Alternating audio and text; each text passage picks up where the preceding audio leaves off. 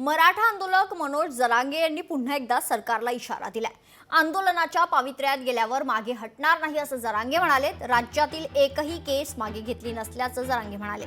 या अधिवेशनात अंमलबजावणी करण्याची मागणी खरतर मनोज जरांगे यांनी केली आहे। त्याचबरोबर मराठा आमदार आणि खासदारांनाही त्यांनी मराठा आरक्षणाचा मुद्दा लावून धरण्याचं आवाहन केलंय। जर विषय लावून धरला नाही तर गावाकडे जायचंच असा दम वजा इशाराही जरांगेंनी दिलाय। त्याचबरोबर एसीबीच्या खरतर सर्व सवलती लागू करण्याची मागणी देखील त्यांनी यावेळी केली आहे।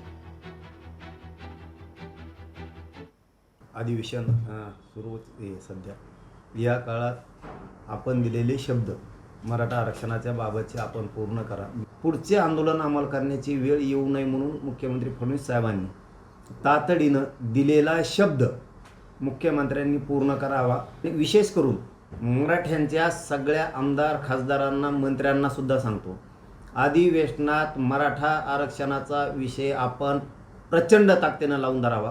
कारण जर तुम्ही मांडलं नाही तर या आमदाराला आणि मंत्र्यांना आणि खासदारांना सुद्धा की तुम्हाला पुन्हा गावाकडे जायचंय, मराठा समाज तुम्हाला प्रश्न विचारणारे आमच्या आरक्षणाचा प्रश्न का मांडला नाही। तुम्ही एसीबीसी आरक्षण दिलं मुख्यमंत्री साहेब, परंतु तिथं शिष्यवृत्तीचा ऑप्शनच नाही आहे। पोरांकडून 100% फीस घेतली जाते, 100%, कारण तो ऑप्शन तातडीनं लागू करण्यात यावा।